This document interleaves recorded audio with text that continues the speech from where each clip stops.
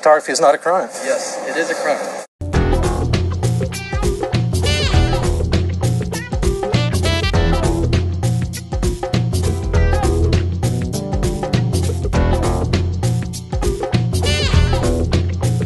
We're here today with Carlos and Taylor, who are going to tell their wonderful story about the Boston police incident. Who the hell are you guys? Oh, I don't count. We want to focus on you all. But anyways, I'm convicted felon Tammy, and this is Ralph. And we were just on the last segment, and we were talking about our own incidents about facing prison time. And apparently, Mr. Miller here has the same type of issue regarding another type of crime. So he's going to tell us a little bit about that. And then Taylor will tell his side of what happened and what he's facing. So we'll start with you, Carlos. Well, as you can see, we can become friends with cops. I mean, when they become felons. And then we're like the best of friends. Right. Because I guess we have things in common. So hopefully, you know, if you're hearing this, you're listening to this episode, hopefully you've seen the last episode, which tells their story about the whole ordeal they're going through. So our story was we were facing felony charges as well, and luckily we got out of them.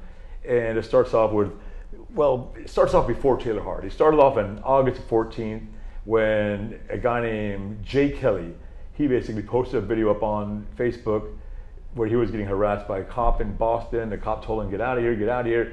Started pushing and shoving him, and he says, I'm gonna arrest you for felony battery on a police officer, while he was battering the guy.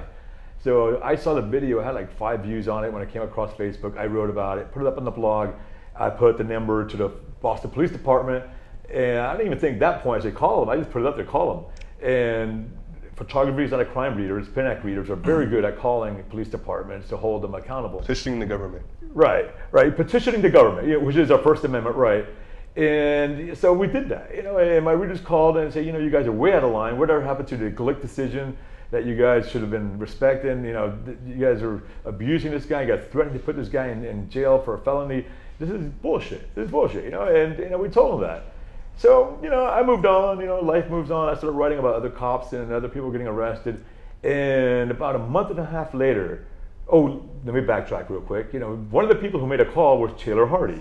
Now, he's a journalism student, and this is the reason why we have this beautiful studio here. And he called the public information officer the following day. Her name is Angeline Richardson. And he says, I want to comment. Have you seen this video that's going viral that everybody's seen it by now? She goes, no, I haven't seen that video. Which is very typical of public information officers. They're the flacks, they're the spokespeople. Their job is to pretend they haven't seen anything. And so she did her job very well in saying, I haven't seen anything. I don't know what you're talking about. Taylor Hardy said, okay, thank you very much. Hangs up. It was a 30-second conversation. He made a mistake of, when he did tell her, I'm recording this conversation, he made a mistake of turning off the video recorder. The device malfunction, per se. Yeah, it was a big screw up. I mean, it wasn't really it was a little screw up that turned into a big screw up for Boston PD. They're the ones who ended up screwing up. Because they decided, well, their story, according to them, according to the detective Nick Moore, who contacted me when he decided to charge me, he goes, well, Angeline Richardson, she's a civilian employee, and she was very distraught about her voice being online. I go, well, yeah, she's also a spokesperson. She's a media spokesperson. She's a public information officer. She is the face of the Boston Police Department when it comes to the media. So, how can she be so distraught? She didn't say anything, And he goes, yeah, well, and her voice, and I go, her name's not even on the video, which never even went on my blog, by the way, because there was no substance to it. And he goes, well, we're gonna charge Taylor Hardy with felony wiretapping. That he got the letter in the mail. So I wrote about it, and I know I'm jumping all over the place here, but I'm trying to just get to the point here, which is that we won. The point is that you wrote about it. I called. I was charged. He emailed you, right? Am I mistaken? Yeah. So he basically, Taylor Hardy calls me up. I wake up. I'm like, yeah. He goes, I got the letter in the mail from Boston PD. I'm like, why would they send you any email? I had forgotten about the story written. He goes, well, they want to charge you with felony wiretapping. I was like, what? He goes, do you remember that conversation? I go, oh yeah. I think so. Yeah, I remember that. And he's like, well, that's why. And I go, okay, well, let me write about this. So I got up, I started writing about it.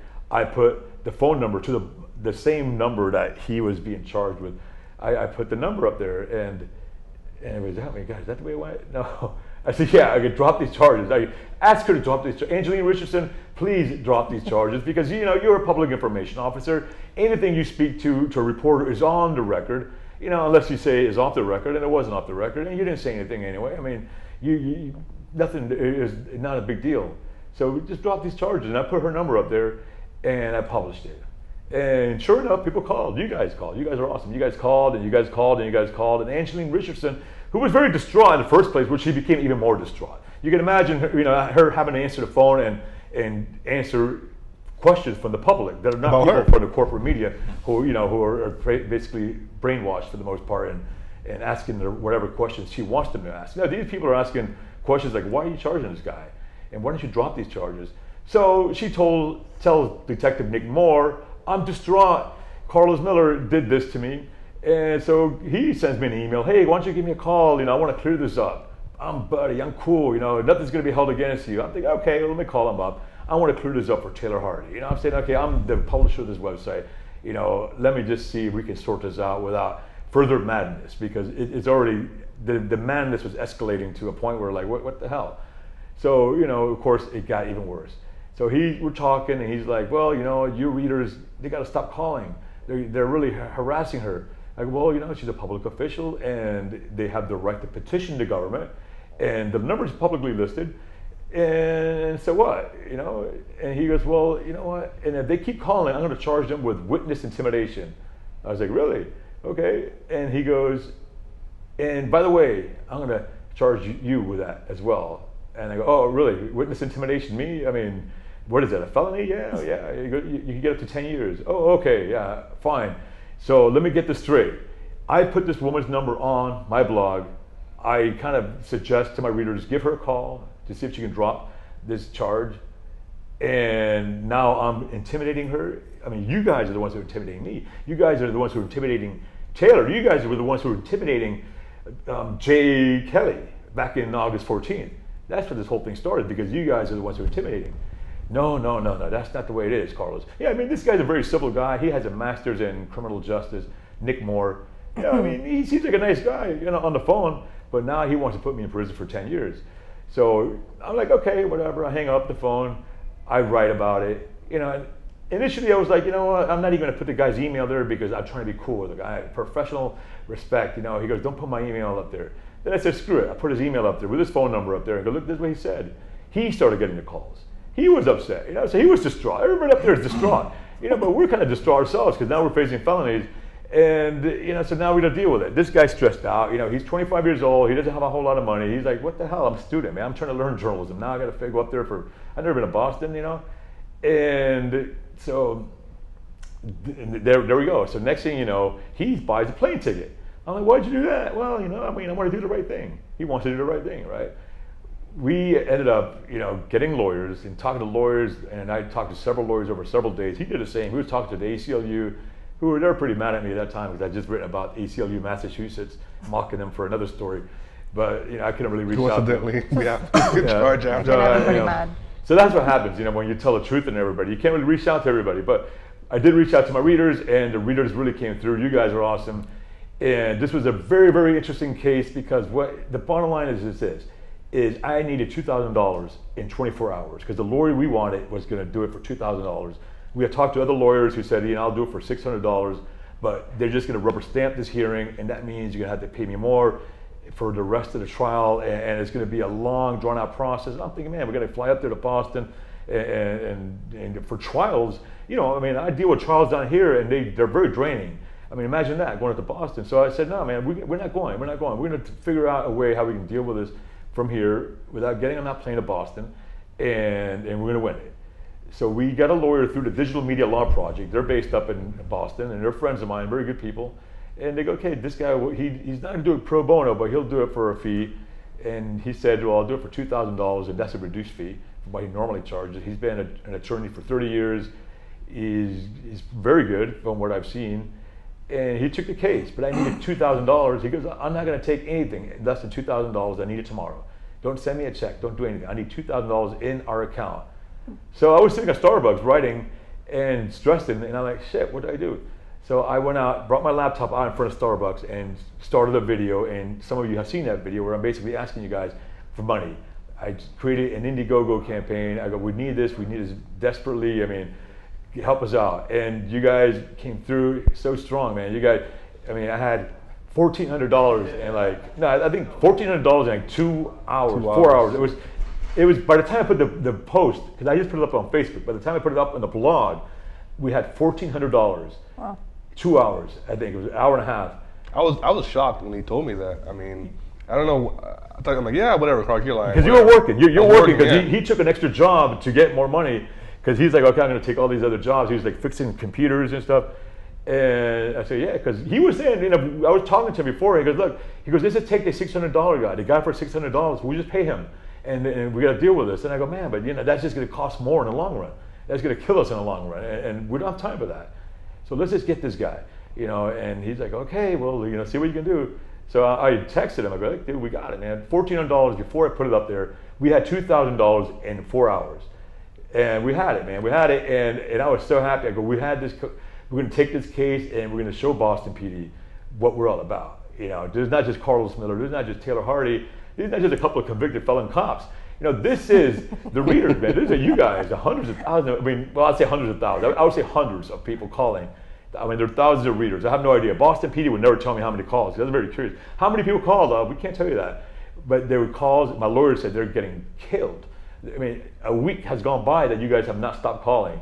Every day. It's not just you guys, but people from other blogs and other sites. And Washington Post wrote about it. Their readers and everybody's calling. And not just calls, emails also. She's bringing emails from readers also. Right. Yeah, they were telling the callers, hey, don't call. Email us, because they're trying to build their case against them, I imagine. And these were not really intimidating calls. These are just saying, hey, you guys are way out of line, and who do you guys think you are? You guys are intimidating them. It's not the other way around, and everybody sees it. Everybody. There's not one person outside that little Boston Police Department who didn't see it that way. And and so we paid his lawyer. He got his money because he needed his money, and Wednesday, because we were set to go up there on a Thursday, and I told him we're not going. And he actually had to investigate that. He goes, well, I'm not sure if I can go in there for you. All the lawyers we talked to, they had to go, well, let me call you back. They had to go actually, because it's such a very unique case. Usually the people are there, and they're like, they don't have people flying normally. And so he goes, yeah, I can do that. Okay, cool. Because that was my thing. I don't want to go up to Boston for a hearing. I mean, unless I have to. We were also scared that they were going to arrest us. You don't trust these cops, We get off the plane and Nick Moore will come. Yeah, no offense. They don't trust them either. They don't trust them either, so no worries, trust me. Yeah, and people were telling me, hey, be careful. And I was like, yeah, I am being careful. I am, I'm a little weary of what's going to happen.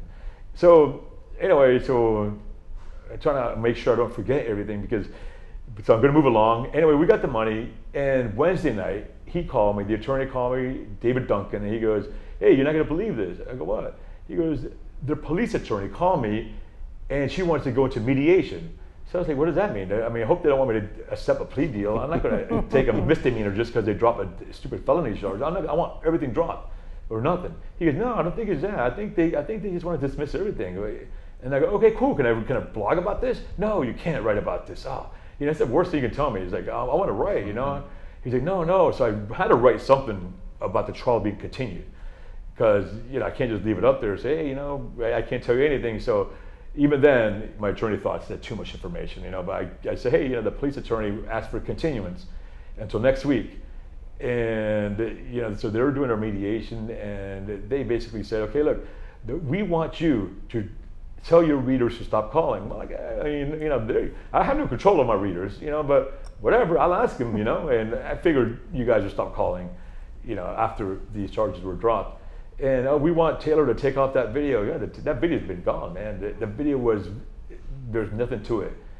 And we want you to next time you record public officials, to let them know you're recording. Okay, sure, we'll do that. I mean, we do that anyway. I didn't agree with that first, because I thought it made me seem like I was guilty in essence. But in the end, I just ate the bullet. The whole thing sounds like such a waste of everybody's time to even have begun that with her.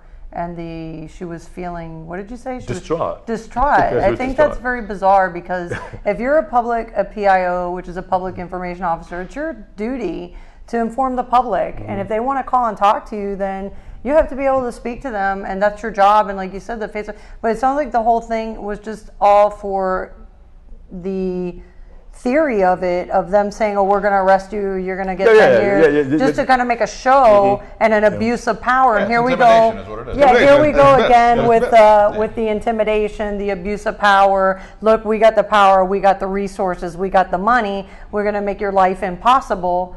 And they did, essentially, because he was distraught.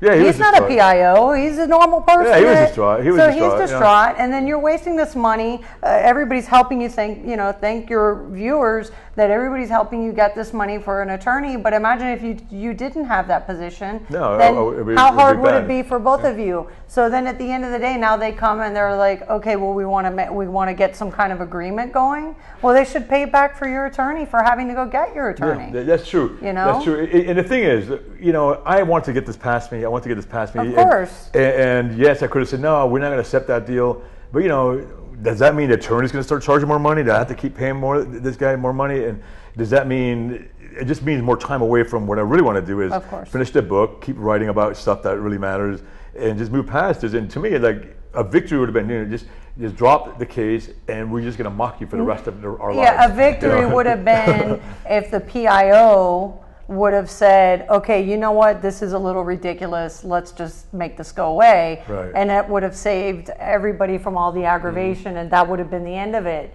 That would have been the professional way to handle it, in my opinion. Of course, I am the convicted felon, so, my opinion may be different. But I'm saying, my opinion is that had she just said to her supervisors, if she even had to go that far, look, this was just a misunderstanding, let's all call it a day. Well, I think this is what happened. I think what happened is, it wasn't really her. I think the Boston PD was pissed off at the initial call, the initial embarrassment. Sure. And they said, well, how can we get back at this guy? Taylor Hardy left them an opening. Okay, well, we'll get him through this way. Because they knew that, Taylor Hardy was associated with us, because I had been writing about his arrest and all that. So they already figured that out. Yeah, retaliation by the beginning of the whole incident. Right, so they would go after him for that. What they didn't expect was for me to be striking back. I don't think so. But I don't think it was his PIO. I think it was someone else, and we are going to find that out. Will. We're not done with them yet. Just to be clear, we're making some public records requests. We're going to do some real reporting, and we're going to find some things out, and hopefully we'll see how they react to our requests. But then we also have lawyers up in Boston that I've been talking to who will take that end, who will say what happens, when they don't comply with the public records. Which is great. We go back to the donations. I ended up getting $4,300 in 36 hours. We paid him $2,000. Excellent. Extra money. Some of the money's gone into the merchandise, which I'm going to be selling, and that helps promote the site and helps keep the site funded. And for Christmas, if you guys, pinacnation.com, just a little ad here, And he's coming out with girly type stuff too. Yes, I hear. Yes, we're going to have really super cute, really hot, sexy stuff. Yeah. But some of that money is going to go into this as well. We're going to make some public records requests. And I guess I shouldn't be saying this because what the hell? But why give them a heads up, right? So let's leave it at that. And I think don't give your strategy away. I don't want to be as stupid as them. What were you going to say, Taylor? One thing on this whole deal, I've learned a few things about how to cover your ass, pretty much. We built contacts with lawyers in Boston, the ACLU, Massachusetts, the Digital Media Law Project. We built all these contacts and relationships. Who else? The Freedom, what was it again, Carlos? Which one? The Reporters Committee for Freedom of the Press. Yeah. So we have all these contacts now who know who we are and what we do. So if something happens again, or one of our readers happen to have an issue like this, we can help them out and give them guidance on where to go and how to handle it, stuff like that. There's a lot of resources out there, and and one of the things we should do on the blog is probably put those resources together. Absolutely. And that's one of the things I want to do. And because what happens when you get arrested, when you get threatened, you have no idea. I mean, it's very unsettling. You're just kind of like you don't know where to go. Right. I have a question for you guys. How was it when you guys found out that you guys were going to be charged with the crime? I mean, as police officers, it's hard to be on the other side of the law, I guess. So, what was your reaction? I mean, it was baffling at first because we didn't have an understanding. We interpreted the law the way that it was written, and the government essentially interpreted it the way that they wanted it to interpret it to prosecute us. So it was very, very difficult to understand, even still today, after having gone through the whole trial and everything. It's like surreal. Like you wake up in the morning sometimes and you think, well, maybe this is just a bad nightmare, and I woke up today and my life is back to normal. But doesn't. Well, have to be that way. and when he talks about the law and the way it's written, you're supposed to follow the letter of the law. Mm-hmm. That's what we all think. Even in your cases, I mean, they're talking about wiretapping. There's a lot more to wiretapping than just what you just told me, without even looking at the book. But I don't know every law verbatim.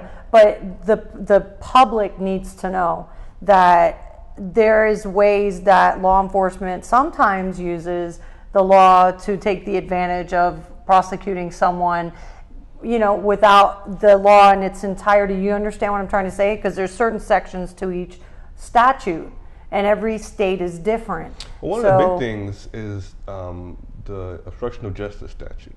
Oh, that's such a free for all. That's such a. But It's you know what? It's funny that you bring that up, because obstruction of justice.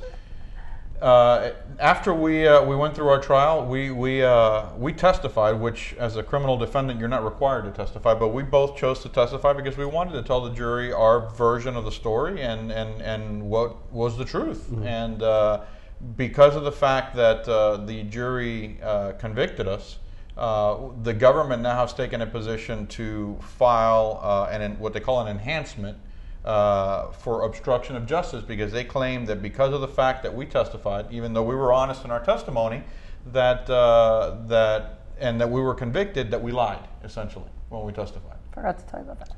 And in the Constitution or whatever, it says you have the right to remain silent if you choose to do so. And we chose not to remain silent because we still stand by our innocence regardless of the outcome of the case, because of the way the trial was set up. And it's a perfect example. I mean, you speak up for your rights like we did, and now we're being punish charged. you for it. They punish you for it. And again, it goes back to the abuse of power, and it starts on lower levels, because it does begin there. It starts on lower levels in law enforcement, directly dealing with the public, and then as these law enforcement officers are promoted into supervisory positions, then it becomes easier for them to abuse the power. And it is an abuse of power. In your instance, it is an abuse of power that they were upset about something that had occurred that you guys were, talking about, and then they turn around and, wiretapping, you got to go to Boston now, and all these things. Yeah, Why is that? And witness intimidation, that's the charge normally reserved for gang members. Exactly. That's it. And if anybody was intimidating a witness, it was the initial cop who was pushing and shoving that videographer out the way, because he was trying to video record a crime scene.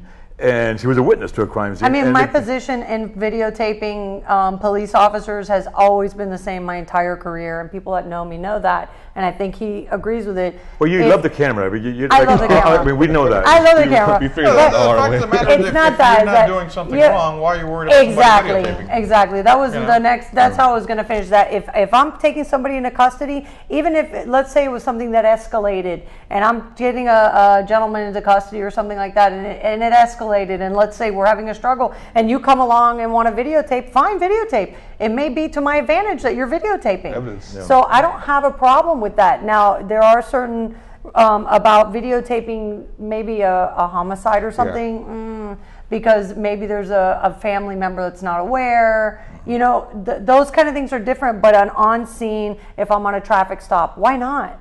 You may be helping me in the end. The guy, God forbid, shoots you. Now you have visibility. Exactly, and the camcorders and all that stuff are helpful to the law enforcement community if they're being used appropriately. So I think videotaping is a plus. That's why I believe strongly in videotaping in the courtrooms, and I would love to see that happen, because I'm familiar with one particular case where they lost the transcripts in a trial where a gentleman was convicted, and they coincidentally lose one day's transcripts during his appeal. He had to wait just because of that one day, and they just considered it lost. That's the case we were discussing before we went on camera. And if there would have been a video camera in there, they could have preserved some of that. Which case was that? So, Shipley. Okay, the Shipley case, which is related to you. Okay, so anyway, back to the Boston thing. These cops were like, they really thought we were going to go up there. I mean, the cop called me again, Nick Moore. Hey, okay, Carlos, just want to confirm your address. All right, and he's like, see you then. I'm like, he was like all buddy with me, and I was like, okay, I guess we'll buy you another beer or something. I don't know. He was reeling you in. But I was, I wasn't going to go. I was just letting him think whatever he wants to think. But I would think we're not going to go, dude. I mean, you're crazy if you think we're going. But I think I tell him that, because then he'll probably throw another charge at me. You never know how these people think. And, soliciting. You were then soliciting him. I don't know, but the bottom line is the readers really came forward with donations and phone calls, and these organizations, they came forward. I mean, the Newspaper Guild was one of the first ones, and they're based out of Washington, D.C. So the Washington Times came out with an editorial. The Washington Post came out with a story. Wow. And meanwhile, the Boston Herald's interviewing me. 2 different reporters are interviewing me for an hour each time, and nothing from them. And, that's the way it is when the local media with the local police department and dealing with the PIO. We see it here with Nancy Perez in my story. I mean, I know how that works. And they're like, hey, don't worry about this. They're troublemakers. Okay, we won't. Because they don't want to lose access. And they don't want to piss off the PIO because they'll lose access. So that's what happens there. And we know it's up Boston Herald. We know it's up Boston Tribune or Boston Globe. I don't even think the Tribune exists anymore. But But how badly did that affect you? You probably lost sleep over that, didn't you? I would say the distraught one was you guys. It was very stressful. It was very stressful because, I knew in the long run we'd win, but it was like, okay, how much time, how much money? I mean, where are we going to get this money? I mean, how the readers, they might support me here, but they can't just keep funding this, At the end of the day, you haven't done anything wrong, and all of a sudden you're facing, looking at going to prison for 5 years or 10 years just because you put up public information on a blog. That's why I wanted to have you guys on, because we want to spread the word here, because we don't want to be swept under the rug or there's those people, let's forget about them, because the more people know about it, the more we can read up on it and know things are going for you guys the right way. Yeah. I mean, knowledge is definitely power. And I think the more people like you guys and your causes get involved, I've watched him for a while, and I've noticed the growing audience that you have and on your Facebook page and stuff like that, and it's just like growing and growing, and I'm really happy to see it, because even us knowing what we know, we had to reach out to people in areas that we weren't familiar with. And if you have someone that now you guys are familiar with the Boston area and how to handle things, maybe there's somebody else that's going through something similar that you can help. And if we can help anybody, we will. I mean, this has been a horrible experience for us as well, and we've lost everything we have financially, days we've lost, so I can only imagine that, how stressful it is for you. I can only imagine for you guys. I mean, we dealt with this stuff on a very low level. You guys actually went through the trial and all this stuff, and it must be like mind-blowing for you guys. The best way to describe it, I think, is if this all started back in July of 2012 with us, it's like somebody just came in to your life and snatched you out of your life and placed you on another planet. And we've been living on another planet since July 12th till today. I think one of the most important things that we've learned in our situation is the power of the media, the power of our media, not just the media, because the media, they have, we can't depend on them, but the power of the media we create, and it's just like on the blogs and the Facebook, and and the word spreads, and we're all like in this together, and people will, it's all about communication. That is the one thing they don't want. The one thing these cops don't want is what we did. They were telling us, stop talking. We kept talking. Stop talking. We kept talking. We'll charge them with felonies. Everybody will be charged with felonies. We're like, fuck you. We'll fucking keep talking. We'll keep calling. That's how it goes, and we can't back down. And we all don't back down. Then they can't arrest us all. They can't, they can't. But it's just one person. Like in your case, you guys didn't have that. You guys, your network was cops, and they were turning against you. Your same network that you had. Yes. And the ones that didn't turn against us were like, well, the hell with that. Look what they did to these people because they turned in some dirty cops. We don't want no part of that because they'll do the same thing to us. Right. So they just kind of distanced themselves and went away. And like you, they told me, and he can vouch for me. Everybody tells me, be quiet, keep your mouth shut. No, I'm not going to be quiet. Even though now we're facing we're going to be separated. Yeah. So I won't see my husband if we get 5 years, for 5 years. Yeah. Where there's no phone calls, there's letters, that's it. So, but you know what? I would not change the position that I turned in dirty police officers, because they don't need to be police officers. Number 2, I would not ever shut up, because I won't. And I hope that people watching this won't shut up either. Because if we don't have people that step forward and speak up and speak out, then we got a problem, because the system's already broken. So you have the power of videotaping, but then you have the abusive power of the government. Yeah. So that's what's happening now. Of course, they got their videotapes and video recordings and all that. Oh, and let me tell you, they alter theirs, because there was video footage in our trial, and they conveniently Edited. Yeah, they edited, but When that they was say incriminating okay stuff, they chop it out. Of course. because we had the true copy, and we were like, no, let's play it the right way. Yeah, this is why you should never give your footage away to cops. Even if you want to do the right thing, even if you record a murder and you're the witness and they actually have, exigent circumstances, just say, I'll make you a recording, or I'll send you an email, or I'll put it up on YouTube, you can see it, but you always keep the hard copy, always keep the original, because that is yours. Yes. And they have no right to take that away from you. And be willing to go to jail for that. And as far as not speaking, I got a lot of attorney friends, and in the beginning they always told me, don't speak. This Boston guy did the same. He doesn't really know me that well. But I always tell my attorneys, like, I'm always telling the truth. Attorneys are used to dealing with people who are not telling the truth. So their fear is, okay, this guy's going to say one thing here, he's going to say another thing there, and his stories are not going to mix up, and they're going to get him for that. Of course, but if you're telling the truth, if you have one story, then what's the point? You tell everybody the same story. You go up on the stand, you're telling the same story. Your story doesn't change. It is their story that keeps changing. That's right. And what did I tell you? It's like fine wine. If you're telling the truth, it flows very nicely, and that's fine wine. And when they're up on the stand, how many times did their stories change? Oh, constantly. And every agent testified differently in They our would lose case. their composure. They would start screaming. They got hostile up there. I mean, if you're doing your job and you're saying the truth, what are you getting so upset about? It's funny you say Truth is that. the truth. I was on a jury trial maybe 2 weeks ago for a guy who was charged with DUI. And the elements of DUI is that you have to be in control of the vehicle, and your normal faculties have to be impaired. Each officer went up. They asked, so was his speech slurred? Yeah.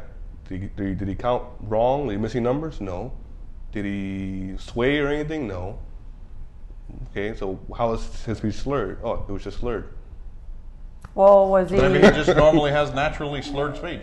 There's a lot of things. And it's funny you should say that the lower level cops have to take the extra step when they're going to arrest somebody, because you're taking somebody's, you're taking their liberty away at that moment. And I had a case where I had a car full of deaf individuals that were, they lived together or something. And when I pulled them over, I'm like asking him, let me see your driver's license. And he's just looking at me. And I was like, there's something wrong here, because everybody was just kind of looking at me, not saying anything. And I'm like, either I just hit, a car full of dope, but I took the extra step. And I was like, what's going on here? It was kind of bizarre. But he had when I had initially stopped them, the bass on the car was so loud, which is common in Miami. A lot of people like to have the loud bass.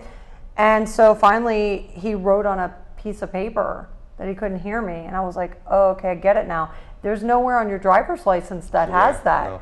No. So and there's plenty of stories where someone's going into a diabetic shock. Oh, yeah. And boom, and the cops tase them, and I had the same thing happen with a car crash. The guy went into diabetic coma right there. He crashed the car, and I won't mention the officer's name, and he was like, he's DUI, and I'm like, there's no odor, there's no, something else is, I already had rescue coming or whatever. I was like, there's nothing, and the guy was in a work shirt. Yeah. And then finally, further investigation revealed that he was in diabetic coma. Yeah. I mean, right there, it just... The perfect one is the one that just got media attention about a week or two ago. There was a house fire, and there was a 3-year-old child inside of it. God. And the father was trying to go inside to rescue his child, and the police officers wouldn't allow him to go in for his safety, I'm assuming. They wound up tasing the father outside the house, and the child dies, burns to death. Yeah. 3 years old. Wow. It's a due diligence on the other side, on the law enforcement side, and it shouldn't really be like the law enforcement side, because it's a community, and who does law enforcement work for? People. The people. Yeah. But it's their due diligence that they have to investigate that one step further. Yeah. You just because a guy's walking down a street. So do you think there needs to be more training or better, better screening for the cops that are coming in, or what needs to be done? It goes all the way from the bottom to the top, because in this particular circumstance that we're talking with you guys, I mean, it started with, from what I'm understanding, a public information officer who wasn't even a police officer. No, it started in patrol. Or in patrol, right, with the guy pushing the individual around that was caught on video. But first of all, how as a public information officer can you claim that you're distraught because you're hearing your voice over a recording, when that's your job essentially to do that, to talk to the media and hear your voice, exactly, in a media type setting.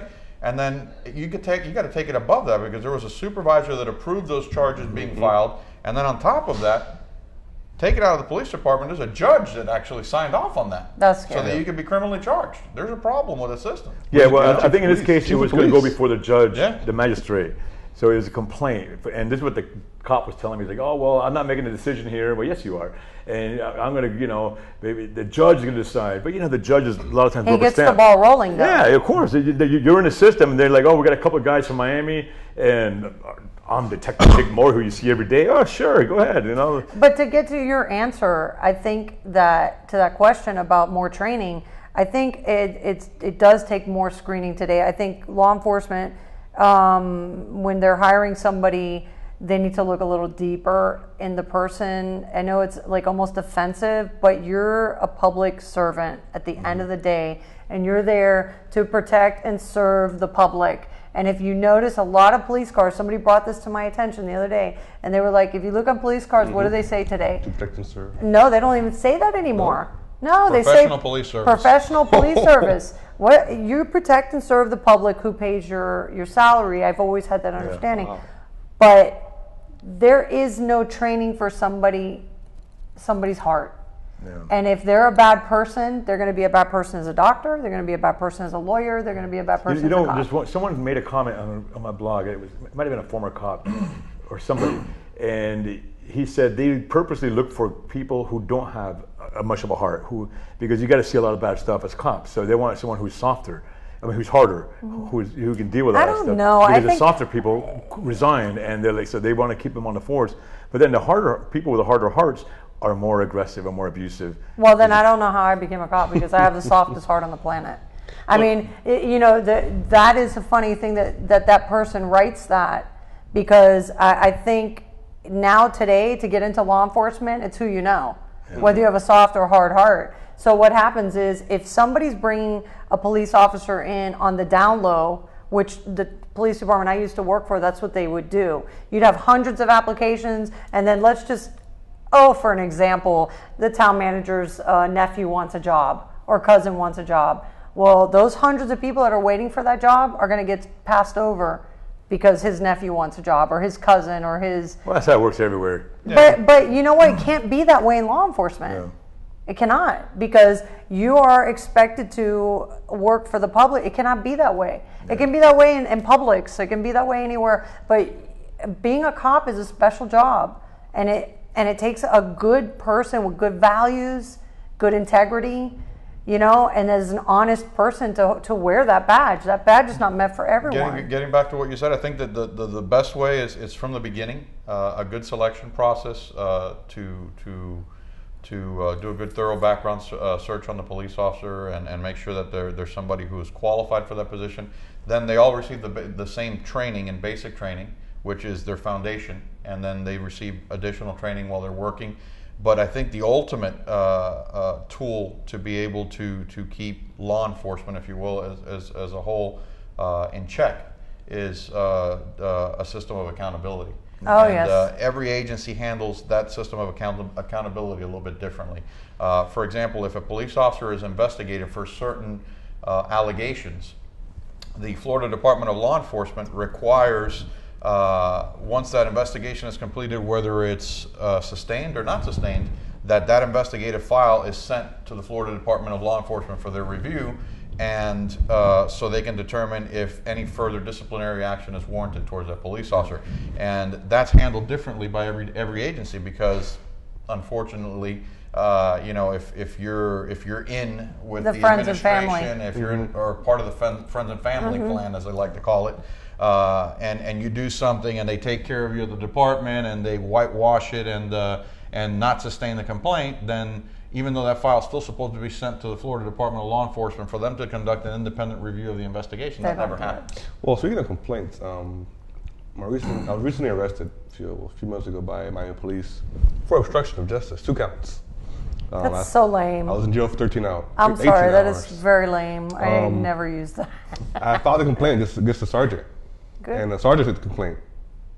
So I haven't heard anything else. Wait, you filed a complaint against the same sergeant that took the complaint? No, against a sergeant. Oh, okay. Well, all right. I got you. I haven't heard anything back from the complaint yet. Follow up? This was Yeah, we'll follow up on that. 4 weeks ago.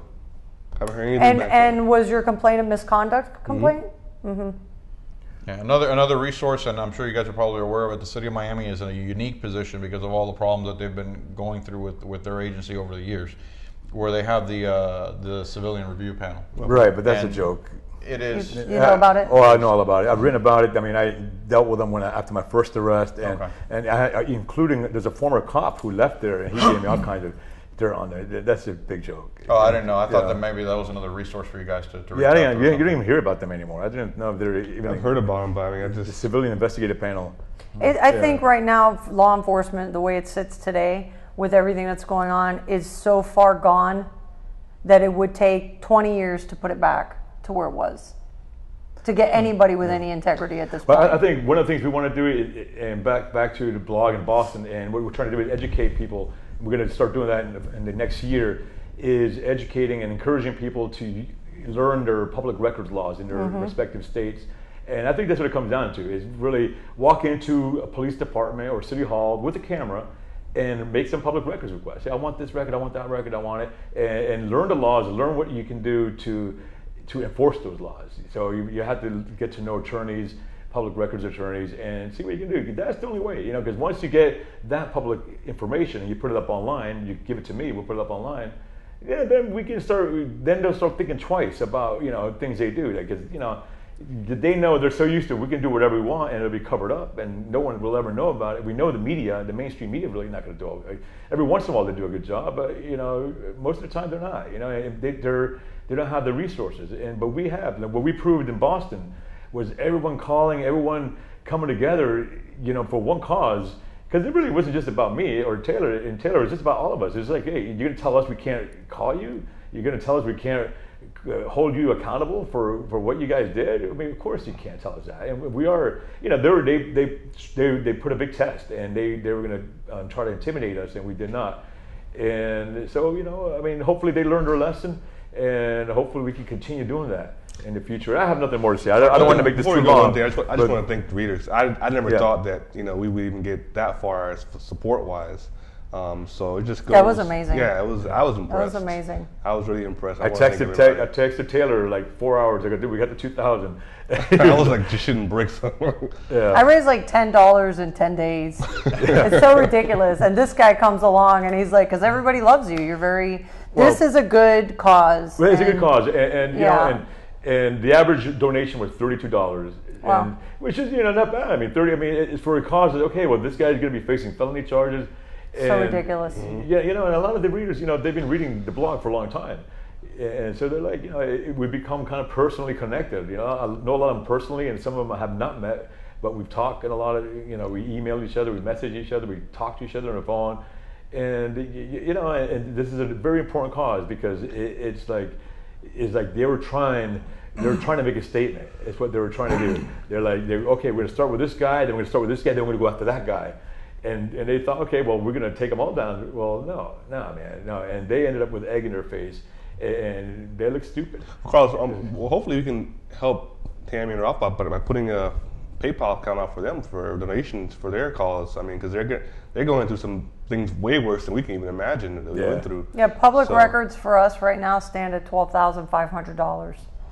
Wow. But That's just to get transcripts for our trial. But do you guys have a PayPal account? We do, yeah. Then we'll put it up in the story. Put it up on the blog, and hopefully, And so when are you going to be doing your tour, Carlos?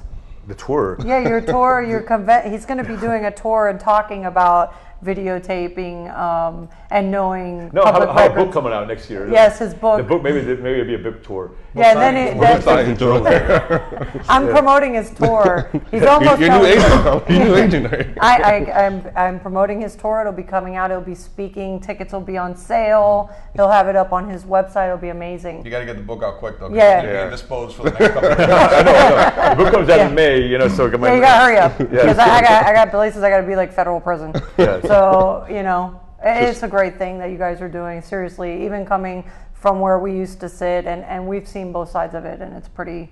It's nice to see this group of people. And I'm sorry what happened to you, and I apologize from being a law enforcement officer for the embarrassment of what they did and stuff. I think it's pretty disgraceful. So, you guys have anything to say? Final things to say regarding this or the previous interview we did? Videotaping is not a crime. Photography is not a crime. You know. Except in federal courts. Yeah, I'd like to see that change. Unfortunately, they won't allow us to bring cameras into your census and. Yeah, I'd like to see that change though for those reasons. Me too. But I mean, I hope that what we talked about earlier and talk about now educates some of the folks out there that might be experiencing some of the same things. Abuse of power from the government is a very scary thing to deal with, and it's not easy to stand up to the government or even lower level police officers. But if people don't do it, then it's not going to stop. It's just not going to stop. Yeah, and that's the thing, and it's power in numbers.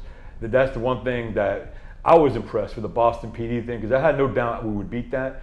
I just wasn't sure how we were going to beat it, because every case is different.